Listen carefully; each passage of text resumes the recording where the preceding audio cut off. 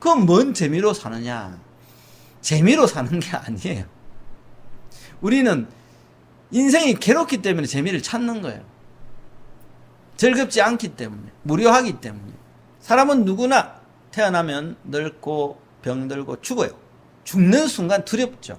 순간은 사실 안 두려워요. 근데 죽을 때까지 과정이 두려운 거지. 병들어서 죽거나 다쳐서 죽거나 사고 나서 죽거나 살인을 당하거나 죽어요. 모르잖아요. 죽음 이후의 세계는.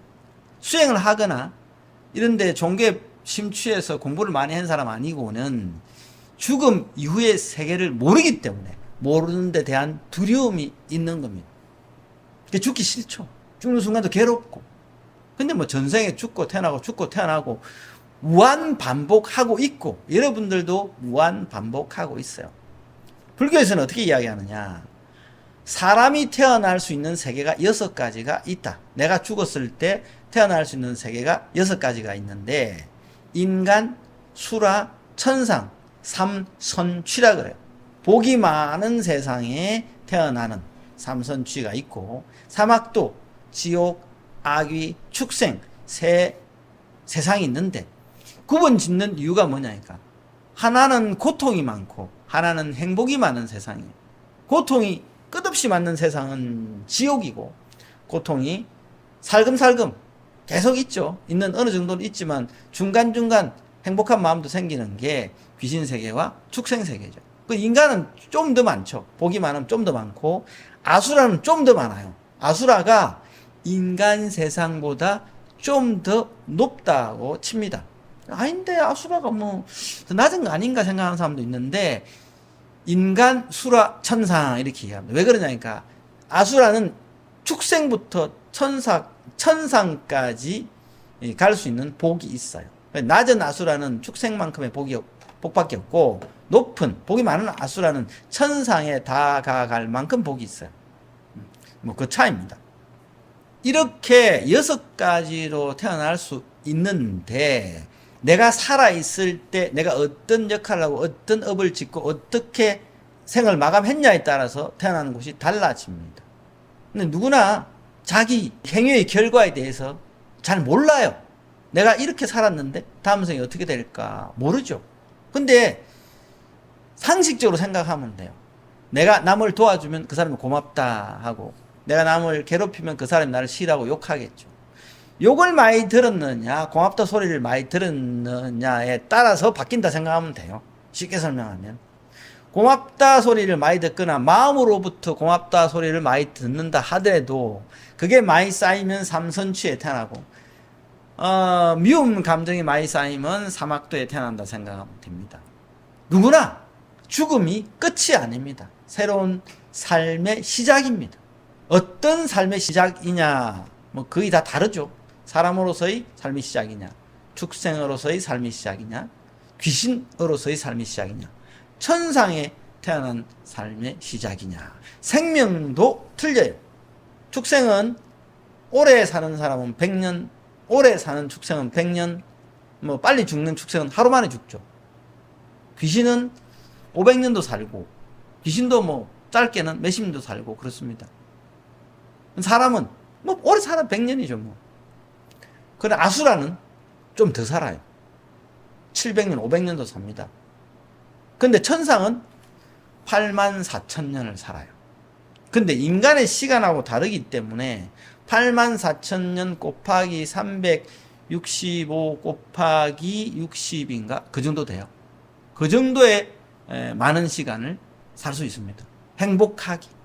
여러분들이 이번 생이 끝이 아니고 환생하는 환생, 다른 생으로 또 환생, 다른 생으로 환생, 계속 부처가 될 때까지, 부처님이 될 때까지, 내지는 부처님 세상에 갈 때까지 갈아타야 돼요. 6개의 기차를 갈아타고 끝없이 가요.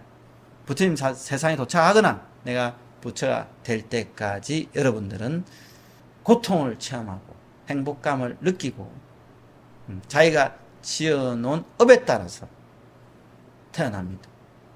수행자들은 수행하는 목표가 뭘 것 같아요? 일반인들이야 뭐 행복을 추구하는 거죠. 진정한 수행자들은 수행을 추구하는 목표가 죽음에서 벗어나는 거예요. 왜? 끊어지잖아요. 고통스럽고. 삶이 행복해요? 행복하기만 한가?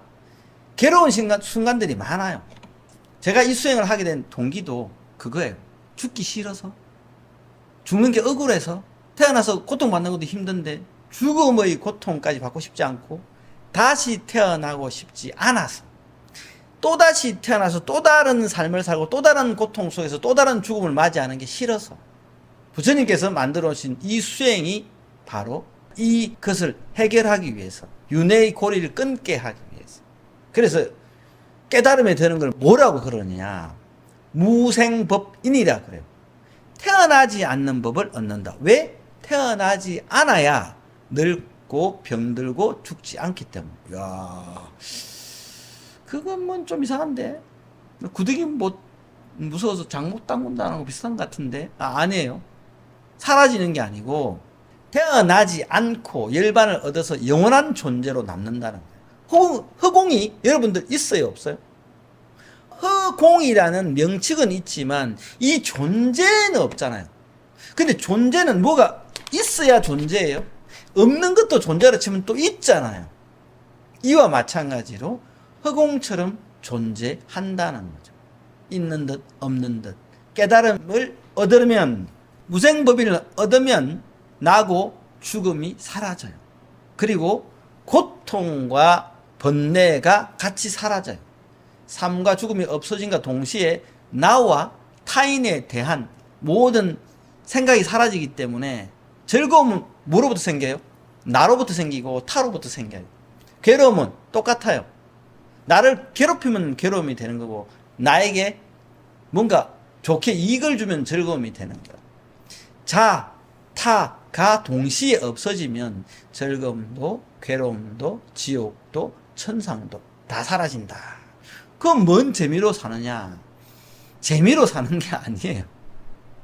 우리는 인생이 괴롭기 때문에 재미를 찾는 거예요. 즐겁지 않기 때문에, 무료하기 때문에. 그러나 이런 모든 것들이 없어지면 상락아정이라 그래요. 나는 항상 고요하고 희열 속에서 산다.